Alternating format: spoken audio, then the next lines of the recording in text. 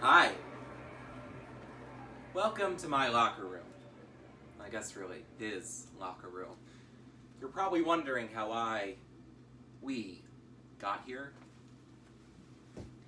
I was in high school when I first got into the business of mascotting. At the fast food restaurant I was working at, my boss needed somebody to wave to people on the side of the road as an oversized, fluffy cow. Sweet, I thought. My chance to get away from rude and annoying customers. But how quickly I forgot where I was living. Texas. The Lone Star State that's not short of ranches, rodeos, and rednecks in pickup trucks. Hey cow, move over! You got air conditioning in that thing? Beef, you're what's for supper? I was soon back to taking customers' orders. And let me get a small iced tea with that. All right, that brings your total to $5.36. By heavens, were you the gentleman dressed up in the cow costume earlier today? Yeah, that was me. Look, do you want your iced tea sweet or unsweetened? Well, you were pretty darn good. Do you do any mascot work on the side? On the side? I imagined becoming a full-blown mascot superhero. Work a normal day job, morph over into a mascot hero by night. No, I've never done anything like that. Well, here's my card. If you're ever interested, give me a ring. Cow mascot marketing director? Psh.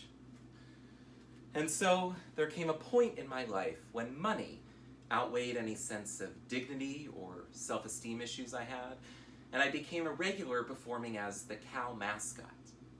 When I got to college, I responded to a job posting on campus, Mascot Wanted.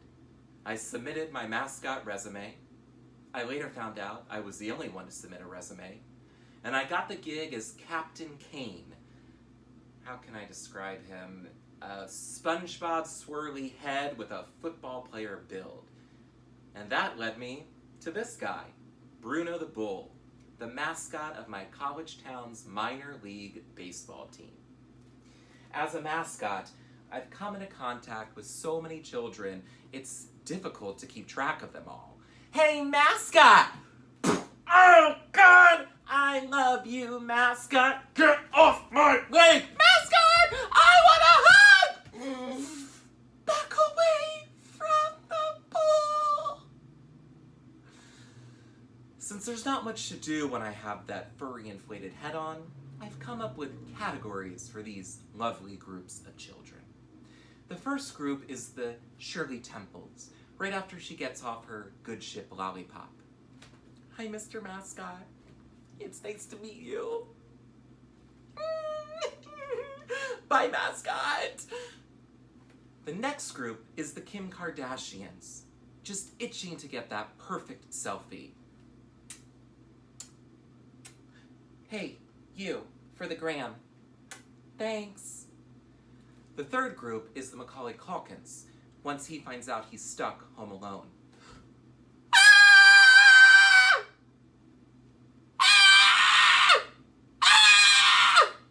The final group, they think they're The Rock. I karate chop the bull, hey-ya, hey-ya, hey-ya! Everyone knows who the mascot is. I have a bodyguard to take me to scheduled appearances, meet and greets, parties, and autograph sessions where I use 3 furry fingers to sign t-shirts and trading cards, shoes, feet, hands, arms, legs, foreheads, breasts, the list goes on. There's a lot of waiting as a mascot, waiting to get all my costume pieces on correctly, waiting to go out into a crowd, waiting for some incompetent soccer mom to take my photo. Johnny, look who it is. We found him. Get up there, get up there. Oh, hi, Mr. Mascot. Johnny and I have been looking for you all day long. Can we get a quick photo? Real quick, just real quick. Oh, this is so adorable. Okay, okay. I have a new phone, so let me get it out and find the camera. Oh, where did it go? Sorry. I bet it's hot in there, huh? Damn it, Bobby! How do you work this phone? I told you I didn't want an upgrade! Oh, here we go. And 1, 2. Oh, Johnny, get a little bit closer. Yeah, perfect. And here we go. 1. Mascot, I don't see you smiling. And 1, 2.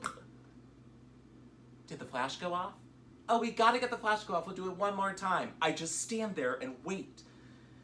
Luckily, Johnny can't see what face I'm making or what finger I'm holding up behind my charming mascot smile.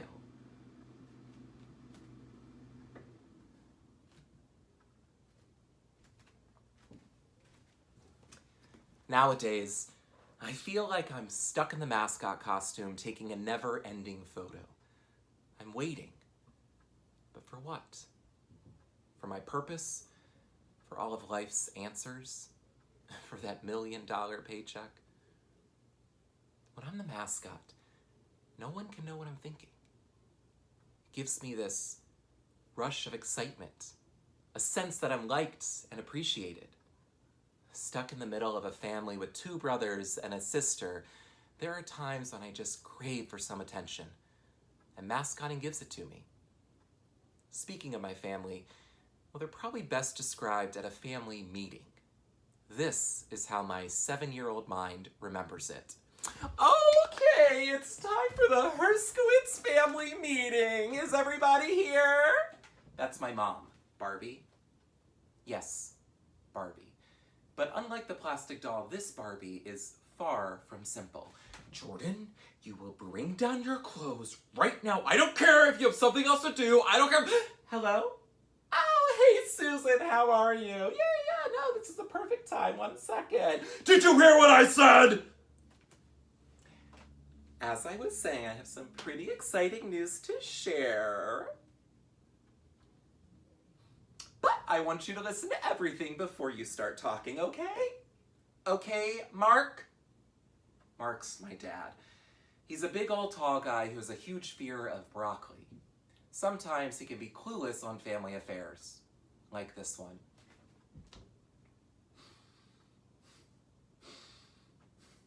I'm pregnant, and it's a girl. We're having another baby. Well, Mark, accidents do happen. Richie, are you excited to be an older brother? Does this mean I have to share my room now? Neil, are you excited to have another girl in the house? I'm down with that like 2 flat tires. And that's my older brother, Neil. We're 2 years apart. He seems to think that he's the long-lost child of Tupac. His raps always annoyed the hell out of me. Like when we were growing up and my middle school girlfriend, Diana DeGroot, called the house. Uh-oh! DeGroot is on fire! Psst. Richie's my younger brother, although his red hair and blue eyes make us question if he's actually a biological part of our family. He's always great at putting me in my place, like the time I poured my betta fish down the kitchen sink. Oh no, Richie! Richie, what do I do? Jordan, you know what you have to do. No, I can't. You have to. If you're a PETA member, this is the part of the show where you cover your ears. I turn to the garbage disposal. Well, if death was inevitable, it deserved a quick one, right? Bryna became the spoiled youngest child. By the time she was 10, her attitude was bigger than my nose. Hey, Bryna, what's going on? She's not available at the moment. Please leave a message with the hand. Okay, but just real quick question. Why are you walking around with a purse that has the letter R on it? Because I like it. Yeah, but Bryna starts with a B, not an R. Well, you can call me Rhina. Whatever. And then there's Grammy and Pawpaw. Grammy's a sight to behold, a spunky, eccentric diva who wears blue eyeshadow and short jean skirts. Okay, Jordy Pordy, you have fun at your bar mitzvah lesson. Oi, mazel tov. Grammy, I know you like calling me Jordy Pordy, but maybe when we're in public you could call me Jordan?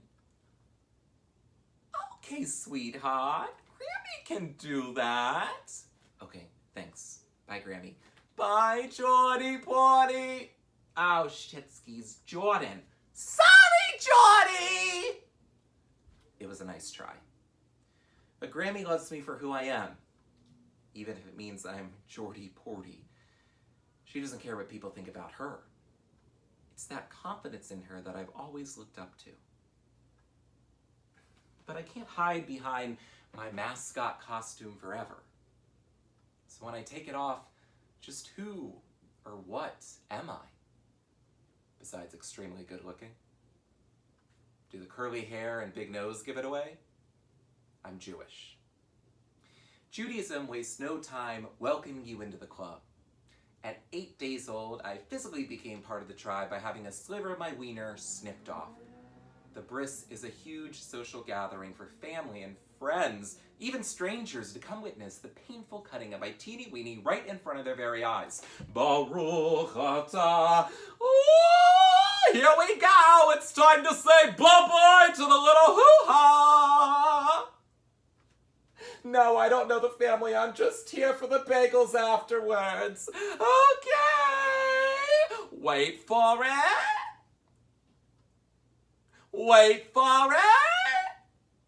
I am Mazel Tov!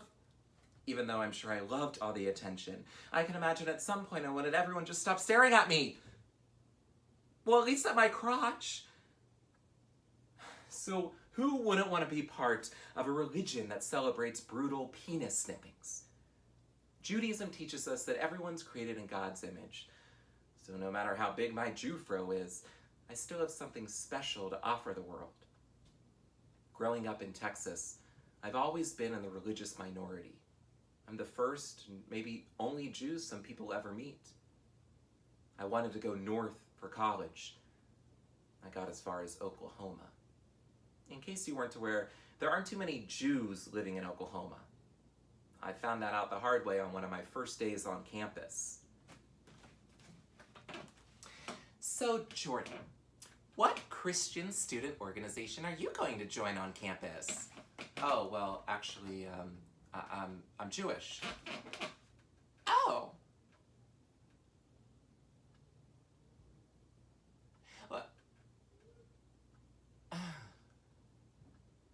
Well, what kind of Jew are you?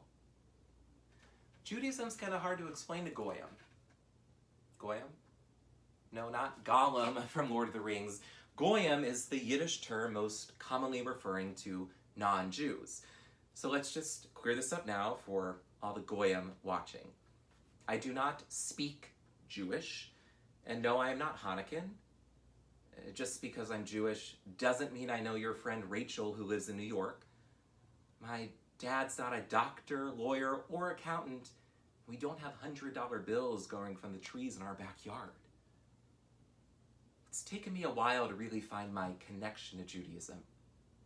In 10th grade, my religious school class took our confirmation trip to New York City, my first time in the Big Apple. We visited what used to be the site of the World Trade Center, now just amounting to a huge pile of rubble.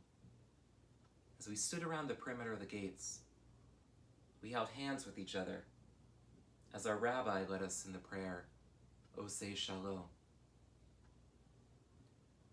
Oseh Shalom Bimrama, Uyaseh Shalom Aleinu, Ve'akol Yisrael, V'imru, Imru, Amen. May God, who makes peace in the heavens, peace to us and to all our people.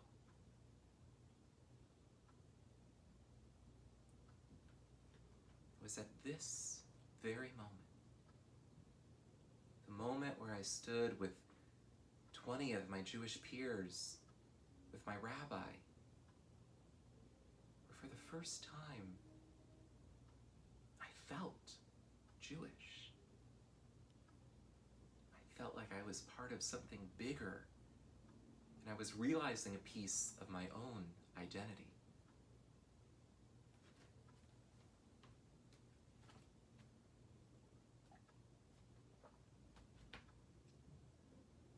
I pee a lot, like at any given opportunity. I have bathroom radar when I walk into a store or a restaurant. You don't want to go on a road trip with me. And it's not like I have a little pee each time I go. It's like I'm releasing a water tower full of pee at every stopping chance I get. My bladder mystery is yet to be solved. I do think there's a chemical imbalance. Because I pee so much, I can't cry. That's not to say I've never shed a tear before, but nothing ever brings me to tears. No Julia Roberts movie, no three-legged dog, not even Bambi's mom dying. And I've tried to cry. I'll sit there, play sappy music, focus all the attention into my head, push really hard. It's constipation of the eyes. My problems don't stop there. My laugh is, well, it's unique. It tends to come out of nowhere and freak out anyone within earshot. Some compare it to a dying hyena. My friends warned me not to laugh at school when I went to college, or else no one would want to hang out with me. Okay, Jordan, now this time try to exhale any sound out. Okay. Ha ha ha. Ha ha ha. Ha ha ha.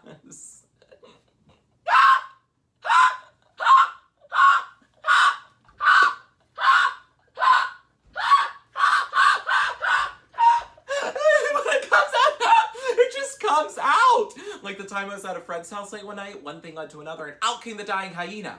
The disturbing shriek woke my friend's mom up. What's going on in here? Oh, sorry, Mom. That's just my friend, Jordan. Her mom told her the next morning she thought one of their dogs was crying for help. Since we're already on a roll, let's go ahead and assess my other quirks, if you will. I do yoga. I know, I wasn't a big fan of it when I first learned about it in one of my theater classes. Okay, class, time to explore our chakras. Let's go ahead and center our bodies. Deep breathing in and out. Ma. What is going on? I felt like I was being transported to some African tribal village. I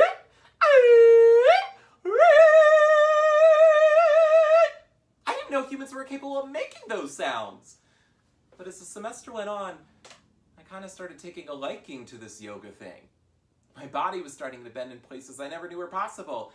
I felt like Stretch Armstrong. Oh, and another quirk about me? I'm obsessed with Kelly Clarkson. I was third row at one of her concerts. That's not chairs, that's bodies of people. She saw me waving my Kiss Me Kelly poster in the air and called me up on stage to exchange a magical kiss for 1.9 seconds. Her lip to my cheek. And as great as that kiss was, I'm still waiting for my real moment like this. I wish I could just bring myself to not care about finding true love. But my whole life, I've been around Grammy and Pawpaw. They're so much in love that every time they get on a plane together, they hold hands as it takes off and as it lands. That's true love. I was a junior in high school and I thought the love bug hit me. When really, it was biting me in the tuchus. Well, Shayna, tonight was a lot of fun. Yeah, tonight was fun. The movie was really funny. Yeah, the movie was funny. There was that really funny part we both laughed at, remember? Oh, yeah, the funny part? So, do you have any plans tomorrow? I think I'm gonna go to synagogue. Are you gonna go? No, I'll probably just sleep in, but tell God I said hi. Well, not really, because God isn't real. No, not that God isn't real. It's just that, like, God's not a real live person, you know? It's not like God's in the car with us right now. You know, that would be weird. Really weird. Okay, oh, hey, is that your dad waiting for you to come inside? No, it's my dog. Oh, sorry, it kind of looked like your... Okay, good night. I know. Dating rule number 14, never mistake the father for an animal. It was soon summer, and that meant Shayna was getting ready to leave for college. I knew I had to tell her I couldn't live with myself if she never knew I had feelings for her. So one day, we went to a beautiful park, walked around, and sat down on a bench. Now the time had come to break the silence, spill the beans, crash the car. Whew, I can do this. Shayna, I think I have feelings for you. Sorry, I didn't know how to tell you. I know you're about to leave for college, and so I just thought you should know.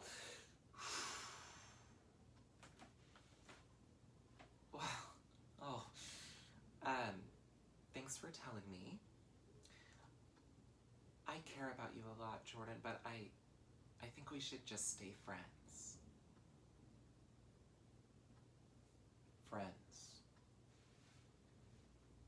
We ended up sitting on that bench, those kinds that leave those marks on your butt, for at least another hour.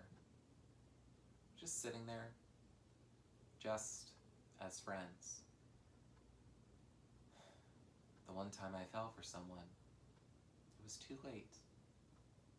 I lost my real moment like this.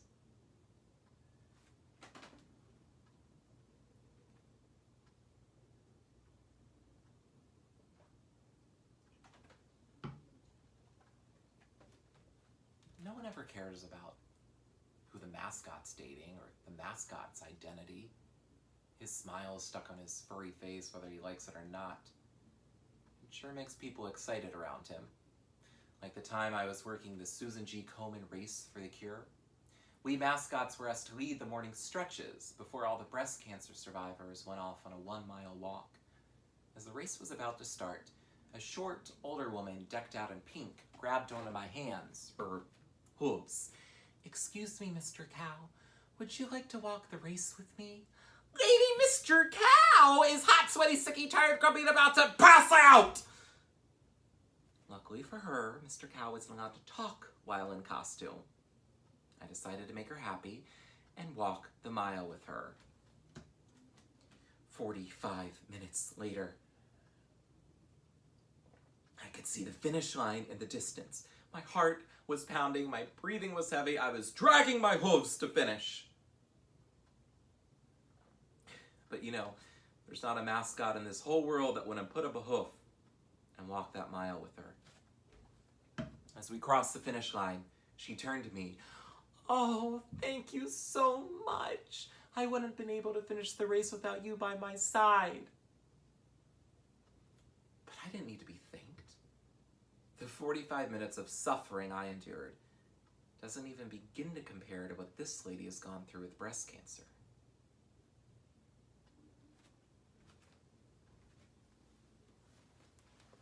Unfortunately, I know far too much about terminal illness. Both of my brothers, Neil and Richie, were born with cystic fibrosis. It's a genetic, respiratory, and digestive disease. There's no cure. 1 in 20 people carries the gene. 2 of those people are my parents. The disease passed over my sister and me, but It affected Neil mildly, Richie in a major way. When he was 5, the doctors told my parents news they'd been dreading. Mark, Barbie, I'm afraid to tell you that Richie's condition is only getting worse. Without a double lung transplant, Richie has a slim chance of living past his 8th birthday. I'm so sorry. There are those rare moments as a mascot when I'll find a quiet corner for a break, take my head off, and some kid will see me on accident. What? No? Mom! What happened to the mascot? I felt like one of those kids when my parents told me what was going on. I just didn't get it. Why did my body seem fine, but my brother's didn't? So following doctor's orders, my mom, Richie, and Bryna, she was 2, moved up to St. Louis, Missouri in the summer of 1996. At the time, St. Louis was the only hospital in the country that would perform a lung transplant on a child. My dad, Neil, and I stayed in Dallas. But it was different. Strange. My family was split in half, and I didn't like it at all. While most kids sleep in and play video games during their summer, Richie spent his waiting for new lungs. After 10 weeks of living out of a small hotel room in St. Louis, Richie received new lungs from an anonymous donor. He was 6 years old, the youngest cystic fibrosis patient to ever receive a double lung transplant. I was 9. Richie says he remembers waking up in the ICU with a doctor staring at him. Richie, you have a new set of lungs. Cool. During one of the biggest moments of Richie's life, I wasn't there. I wasn't at the hospital to see him after the surgery. I wasn't even in the same city. I was distant, removed from everything that was going on, and I was too young to really get it all.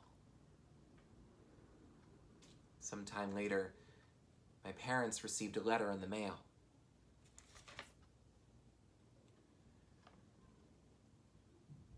I'm sorry for the long time that has passed. I should have written sooner. I know, but just like anyone else, it took me a while to heal. Your donor's name is Stacy Elizabeth. She was a beautiful, outgoing, and independent 3-year-old girl.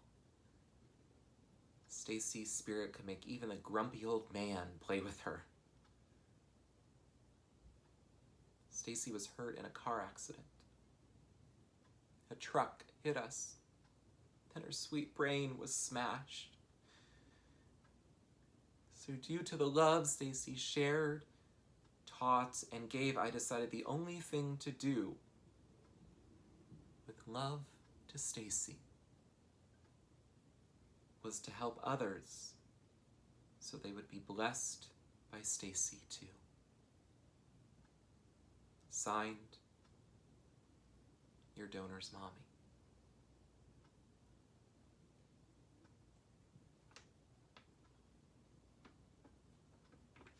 My parents tried to write them back. How do you write a thank you note to someone who saved your child's life? The occasional holiday card was sent back and forth, but correspondence soon faded. I don't know if it was helping the family move on or just reminding them of the pain of their lost child. But with the transplant, Richie became a completely new person. He could run around, play sports, eat a full meal.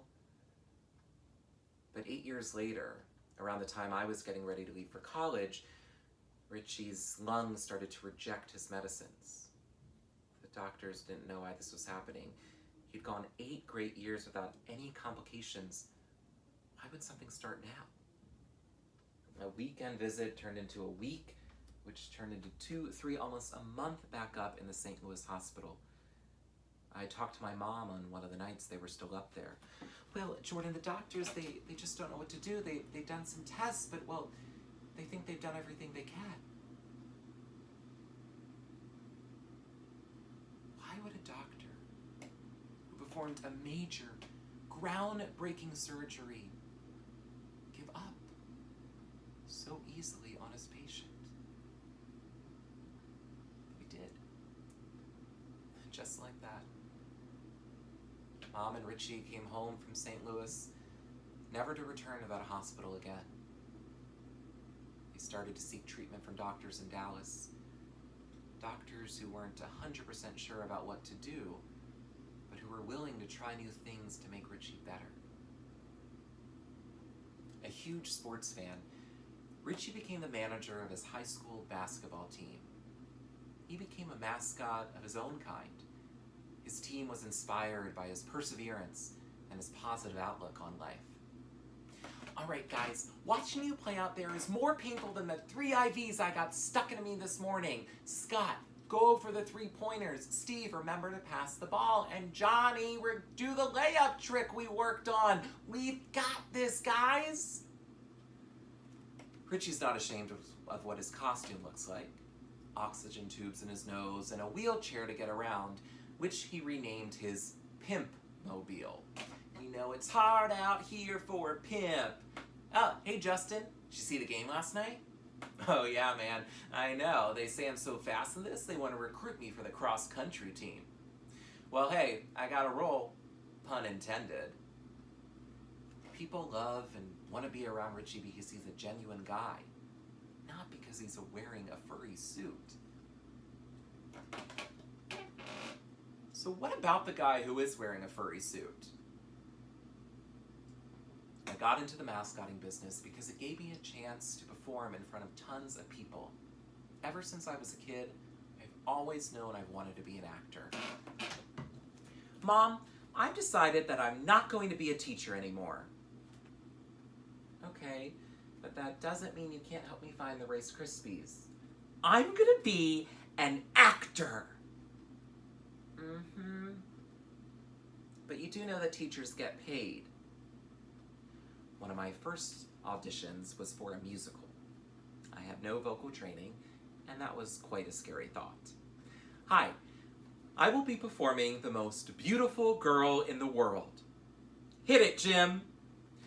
The most beautiful girl in the world picks my ties out, eats my candy, drinks my brandy. The most beautiful girl in the world.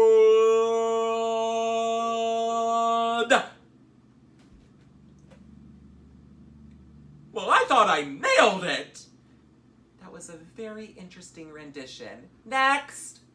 I did get a call back for the role of a dead guy.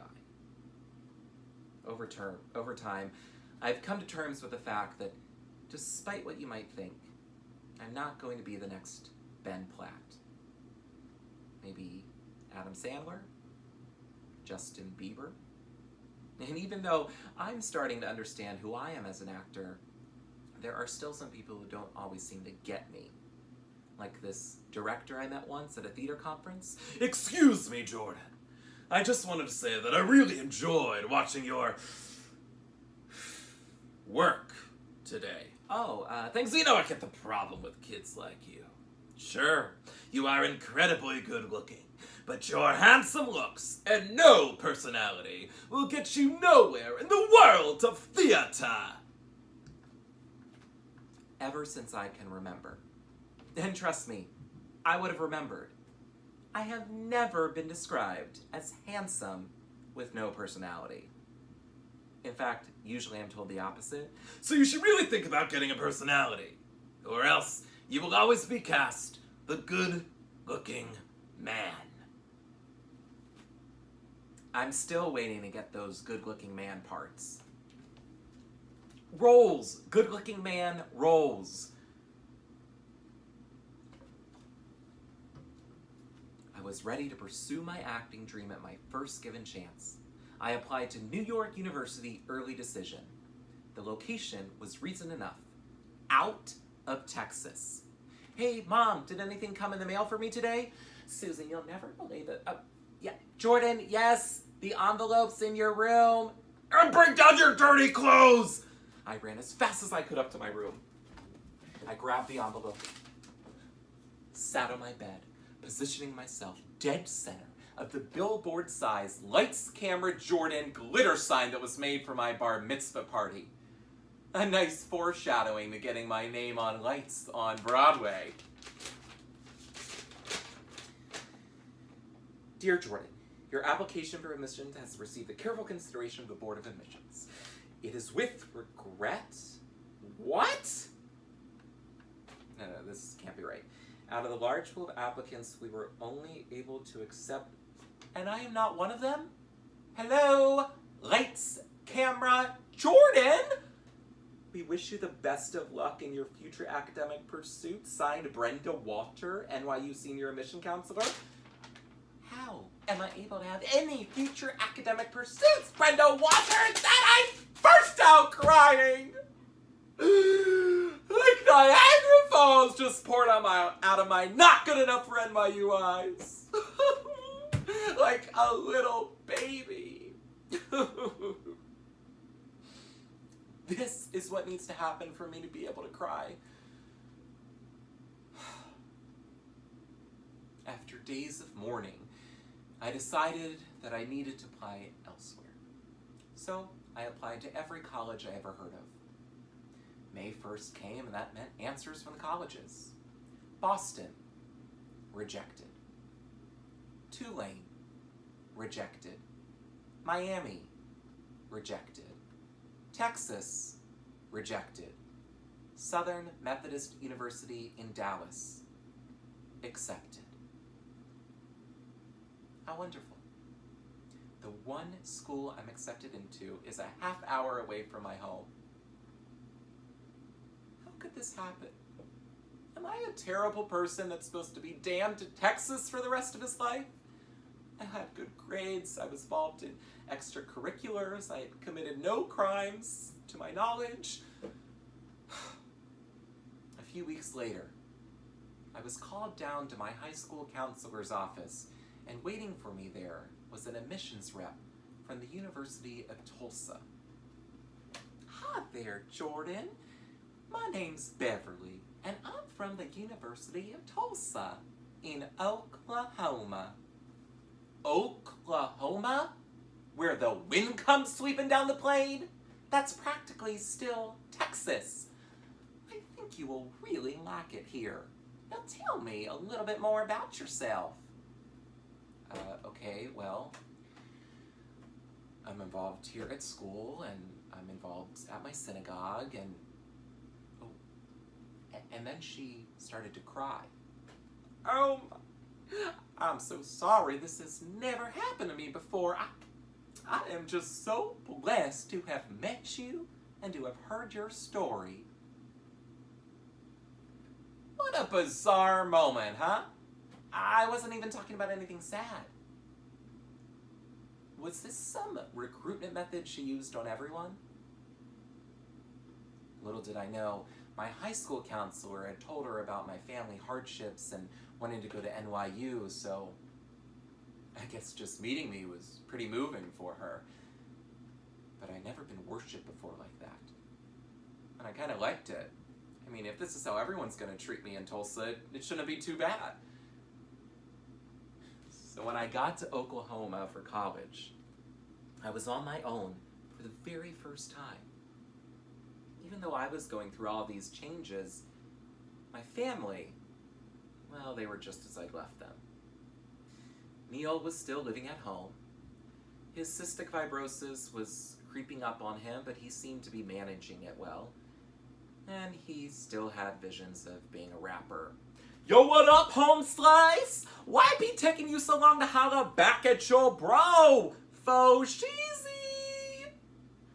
Bryna, by this time in middle school, was convinced she was the next Dallas Cowboys cheerleader. Hey, J to the Orden. I'm going to teach you a new dance move. Are you ready? Fergalicious definition, make them boys go crazy. They always claim they know me, coming to me, call me Stacy. I'm the F to the E, R to the I, the E, and ain't no other girl put it down like me. I'm Fergalicious. You try it now, Jordan. Richie provided a good balance to the crazy that is my family. We'd have late night chats in his room. He'd be in bed, I'd be sitting next to him, and we'd reminisce about old times. Like when we were driving home late one night from a party. Oh, shoot, Richie, did you just see that? No, what was it? A wild raccoon just ran across the street. Oh, come on, no it didn't. Yes, it did! What should I do? Keep driving? Okay. There's another one. I'm calling 911. 911, what's your emergency? Yeah, there's like, a dozen wild raccoons roaming around our neighborhood. Do you think, you could send somebody out? Sir, what's your location? My what? Hello? Hello? My signal faded. Richie, do I call them back? I mean, it's 911, but no! Let's just go home. Even when I'm really worried about getting eaten alive by wild raccoons, Richie remained calm and collected. I was back at school during my junior year of college when I got a call from my mom. Hey, Jordan, I just wanted to tell you that, well, Richie, he had a doctor's appointment today and he's being checked into the hospital for dialysis treatment, so I just wanted to let you know what was going on. I knew I had to go home that weekend. Once again, I'm away from my brother during a major procedure. I spent most of my time that weekend in Dallas at the hospital, adorned with the smells of hand sanitizer and latex gloves. Richie was strapped down to the bed. He looked weak, but as usual, his spirits were up. I was trying so hard to crack a smile or a joke, but I couldn't be the strong one anymore. Where's my mascot costume to hide behind? I also felt bad for what Richie had to put up with in that hospital room. It was like a bad rendition of Fiddler on the Roof, on drugs. Jordan, are you hungry? I have crackers, chips, and cookies, and there's free chocolate milk at the end of the hall I can go get for you. No, Mom, I'm fine right now. Okay, I'll go get you some chocolate milk. Mom, your cell phone's ringing. Well, who is it, Bryna? I'm trying to get Jordan chocolate milk. It's Dad. Well, answer it before it goes into the answering machine. Yeah? Okay, Grammy and Papa. Papa, where are you going? Yes, it's this room. There's Richie. Oh, Dolly, let up! Yo, Grammy and Papa, you think you can help me find the remote? The basketball game's coming on. I have it, and I'm watching something now, Neil. Well, now I'm gonna watch something, Bryna. Mark, you park in the same lot as last night. Why is this so difficult? Okay, yeah. Hey, yeah, 1 second. Mom, somebody? Mark, it's the same lot as last night. Yo, Bryna, hand over that remote. Shut up, you stupid meanie head. Okay, sweethearts, let's just calm down in front of Grammy. What did you say, Dolly? Not to you, Papa! Mark, it's the same lot. I cannot come down there and show you. Yo, that's it. Outside right now. La la la la la la la la la la la la la. Okay, sweetheart. Grammy's gonna put her mean face on it. 5, 4, Mark! It's the same lot as last night! Mom! The nurse is here. Please talk to her. Oh, hi. Sorry. Things are not normally like this. Right. Normal is not the first word that comes to mind when you think of my family. In fact, I don't even think it's on the list. A few weeks later, I went home again to spend time with my normal family. On Saturday night, Richie and I worked on his college essay, talked about sports, how school was going. Hey, Rich, Mom says you haven't been feeling that well lately. Is everything okay? Yeah, I just don't have that much energy. You know, it's just kind of hard. Yeah, I know, but you gotta keep your spirits up. Things will get better. Yeah. Our basketball team might make it into the playoffs next week. Oh, that's awesome. Well, listen, I'm gonna be home in just about 3 weeks for Thanksgiving. Good night. I gave him a soft hug, able to feel every bone in his weak body. I was back in Tulsa on Sunday. On Monday morning, I got a text from Neil. Come home. Now. It's about Richie. Hey, Neil, I just got your text. Well, what's going on? Dude, Richie, he's being rushed to the ER. He's gonna be put on a ventilator. You gotta get here and fast. Well, okay, so, God, should I drive or should I fly? Dude, I don't know. Just get here and fast. Well, can you ask someone if I should drive or fly? Drive or fly? I was a mess at the airport. All of the tears my body has saved up over the years, I kindly deposited in the airport terminal. Right before I boarded the plane, Shayna called. Hey, Jordan, it's Shayna. I just wanted to say that I'm so sorry to hear that Richie passed away. What? No, I'm getting on the plane to see him right now. What? No, who?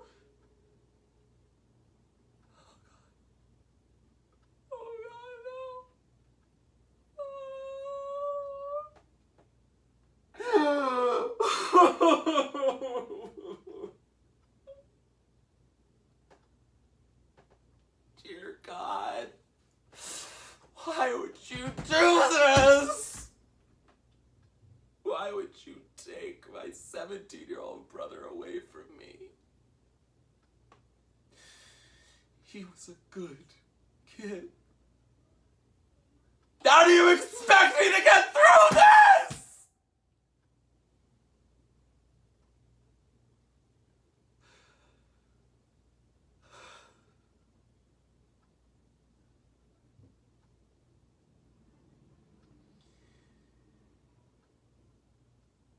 When I got to Dallas, I walked into the hospital.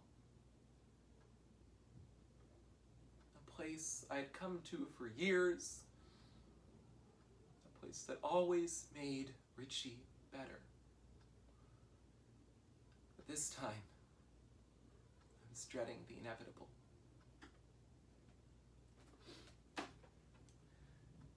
I walked into the waiting room where my whole family, Mom, Dad, Neil, Bryna, aunts, uncles, cousins, were sitting silently. That was a first for my family.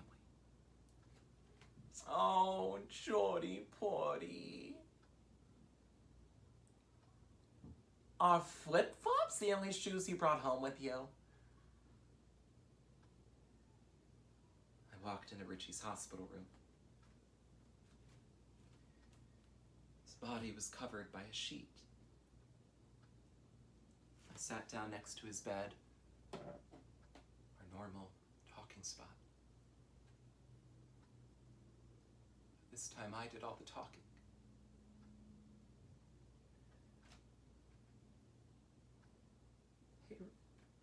Hey, Rich. It's Jordan. God, I don't even know what to say.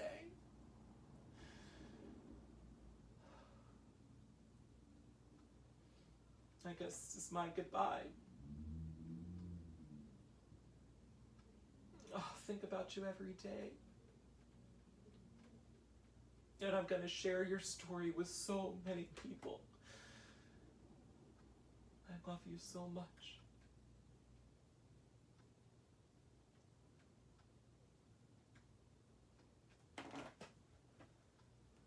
Over 900 people attended Richie's funeral. A true testament to the many, many lives he touched. rabbi spoke, as did his basketball coach, friends, cousins, Neil, and me. Neil went up without any prepared remarks.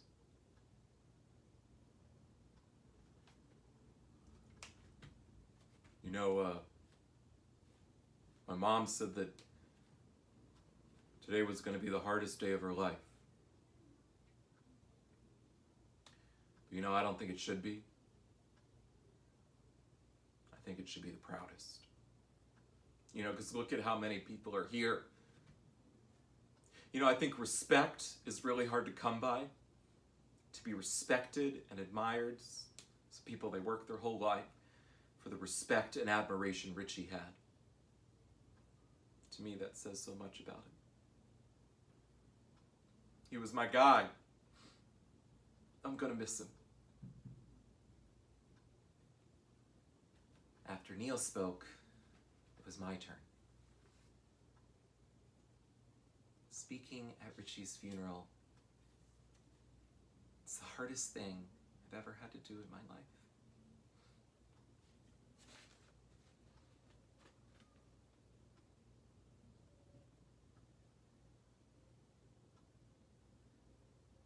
Today is not about his pain, or his struggle, or his disease. Today is a celebration of my younger brother, Richie. Richie Rich. It's about the 5-foot white kid who claimed he was a PIMP. Today is not about a life cut short. It's about a life that far surpassed anyone's expectations. Every time I walk past his room, or see a basketball, or want to call him before I go to bed, I'm reminded he's gone.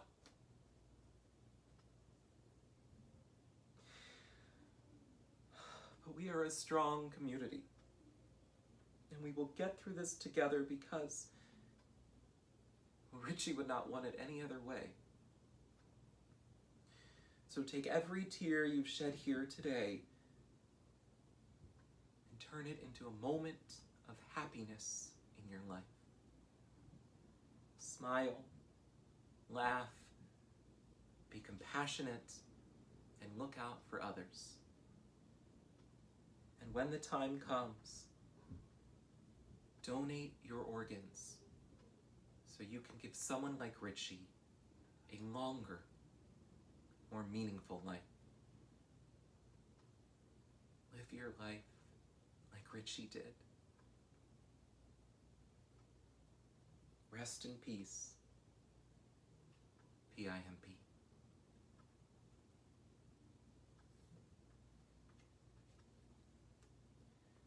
That night began Shiva, the 7-day Jewish mourning period.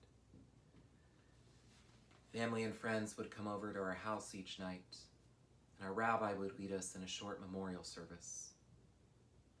Grabbing on to my mom and dad's hands, the last prayer we sang was Oseh Shalom. Oseh Shalom b'mrama, Hu yaseh shalom aleinu, ve'akol Yisrael v'imru, imru, amen. May God, who makes peace in the heavens, grant peace to us and to all our people. The same prayer that connected me to my identity as a Jew when I was 16 provided support and comfort as I began the mourning process.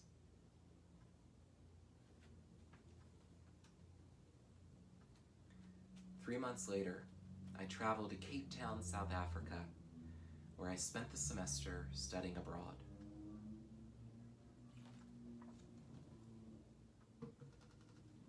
I was part of a small program, 15 students, all from across the United States.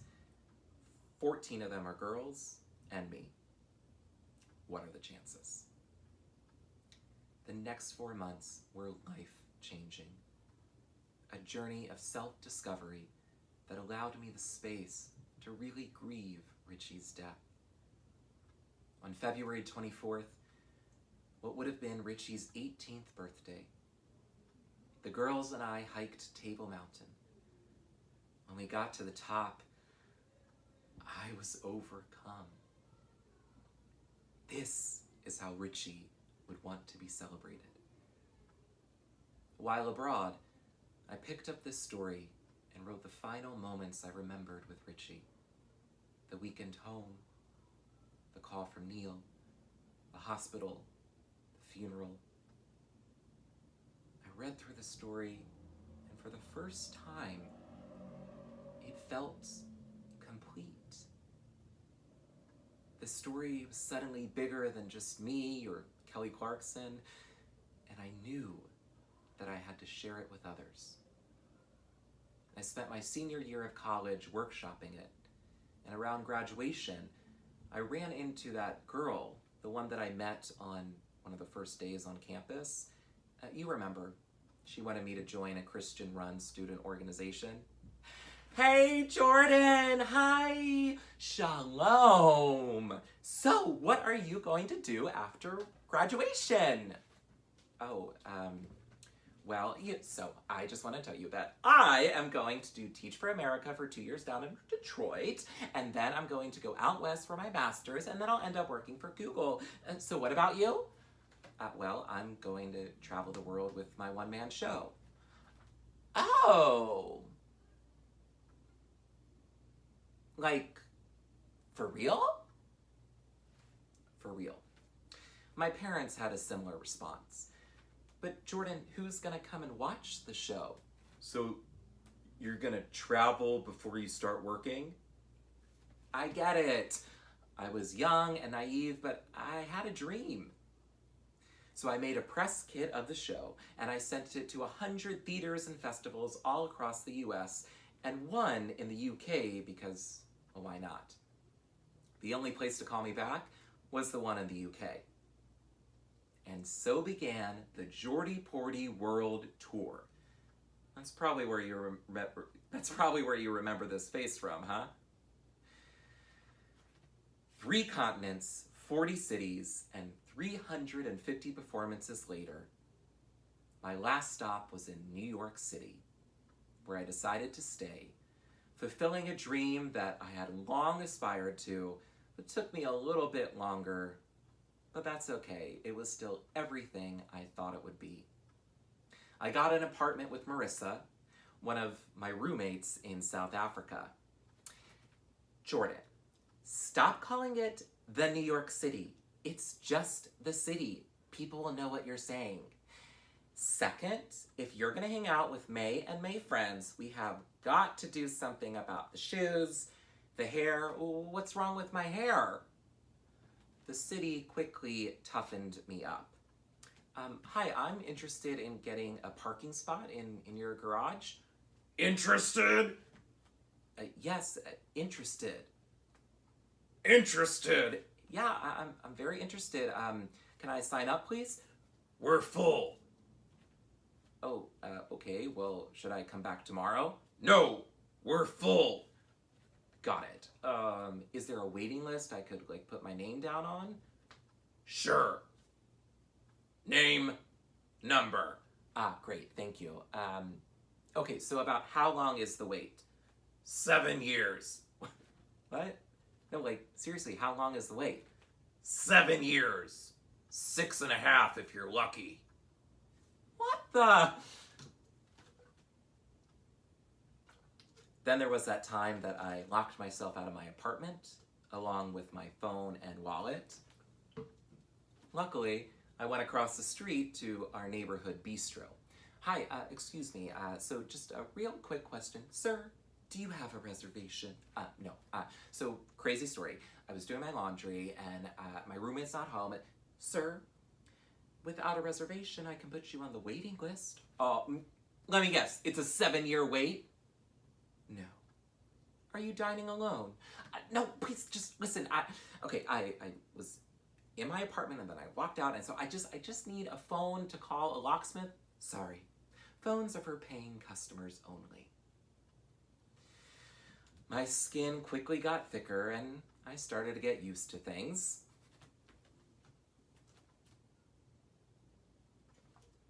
And I started to take in all that the New York City had to offer. The sights, the shows, the men. Spoiler alert, I do not end up with Kelly Clarkson. On a visit back to Texas, I decided it was time to tell my parents. So we went to their favorite Asian fusion restaurant, and I waited for the perfect moment to break the news. After we had eaten our fortune cookies, right as we were about to get up from the table. Mom, Dad, well, I'm gay. But it doesn't mean that I can't get married or have kids.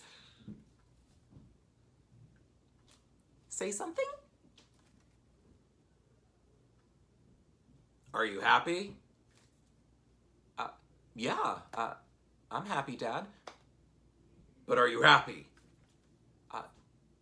Yeah, I am happy. Well, I just want you to be happy. I was starting to wonder if my dad didn't understand what I meant when I said gay. So, when did you know? Mark, it's not like he just woke up one day. Oh, actually, it was on June. Are you seeing anyone? Yeah, a couple people. A couple people? No, I'm kidding. I'm not seeing anyone. Look, I can't say I'm not surprised. You always have a lot of girlfriends, and, you love theater, and, you like Kelly Clarkson. Hey! Well, okay, fair. On these visits back to Texas, I started to notice that Neil's health started to decline. Cystic fibrosis is a strange disease. It impacts people differently. Whereas Richie was born with a very severe case, Neil's didn't develop until much later in his life. I started to get these calls from my mom that reminded me of when I was in college. Jordan, Neil's in the ER again, pneumonia, it's a vicious cycle, and he's not listening to me, and the doctors, well, they said that he needs a double lung transplant, but he refuses. It was true. Neil needed new lungs, but he didn't want them. No one understood. Why won't anyone listen to me? This is my life. Did lungs help Richie? No. He's dead. I will decide what I want to do. Neil, you heard what the doctor said. This is your only option. Screw the doctor! Just leave me alone.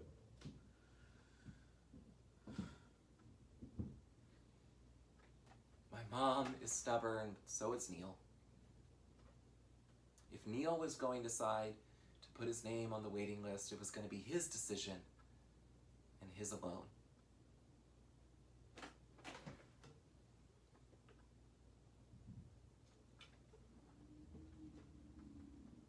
And then something changed.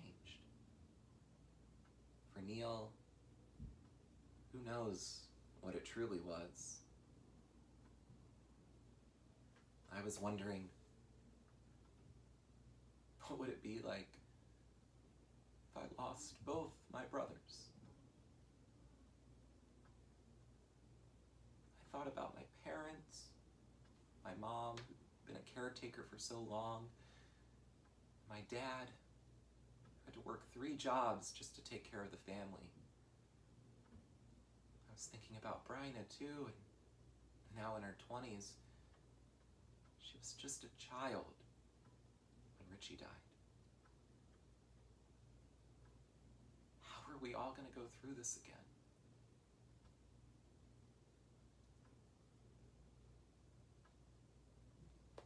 Then Neil decided to put his name on the waiting list. It was a sunny day in October, and I had just run a half marathon. I know, I never thought I would be one of those people that said that I ran a half marathon, but my ex-boyfriend used to do them all the time, and so I felt like I had something to prove. Anyway, if you're watching, thanks for the motivation. So, I had just run this race, and it was in memory of Richie and in hopes for Neil, and it was this same day that Neil got a call that he was a donor match. On October 11th, 2015, Neil received a double lung transplant. It was a huge success. And overnight, he miraculously turned into a healthier, new person. His wait was over.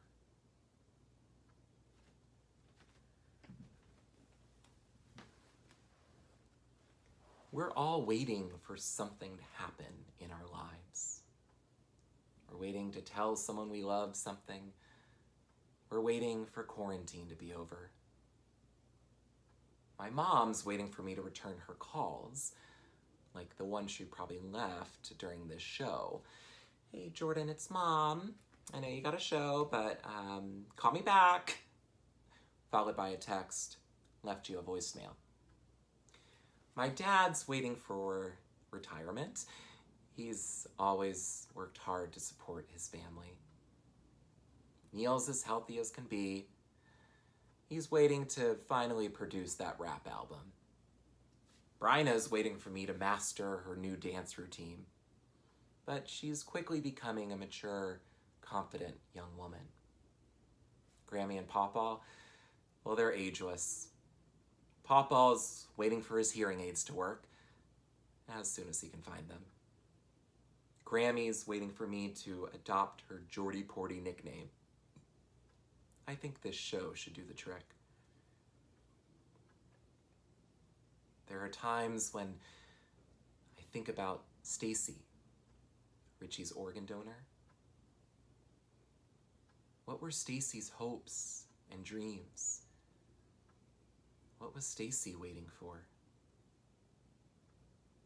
And me? What am I waiting for? Besides to pee as soon as the show's over? I gave up waiting for that parking spot. I'm waiting for my real moment like this. I'm waiting to see Richie again one day. I'm waiting, but I'm still hoping and dreaming and living. When I get tired of waiting, it just takes an adorable animal costume to simply become a new character.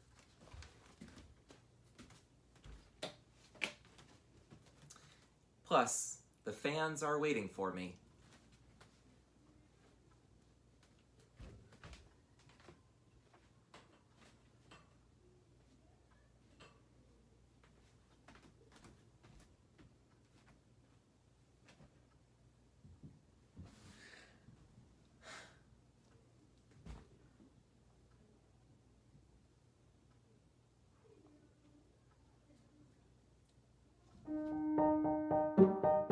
I'm Jordan Herskowitz, and I'm the Executive Director of Richie's Spirit Foundation. 5-year-old Richie Herskowitz is now scheduled to receive 2 new lungs. Steve Stoller tells us the news is giving Richie's family hope for the future. Richie's my younger brother. He was born with cystic fibrosis, which is a genetic respiratory and digestive disease. I stopped coughing and I fell up. When he was 5, the doctors told my parents that without a double lung transplant, he wouldn't live past his 8th birthday. Miraculously, when he was 6 years old, he got that double lung transplant. He lived 11 years longer because of the transplant. It changed his life, it changed mine. I'm forever thankful to that family for choosing the gift of life.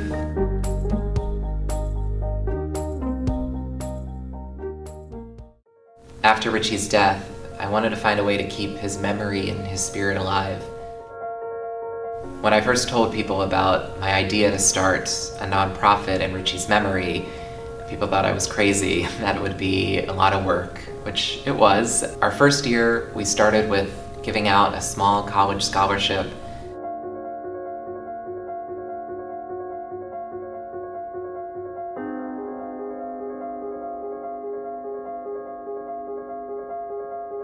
And as we had more events and people learned about Richie's story, momentum picked up.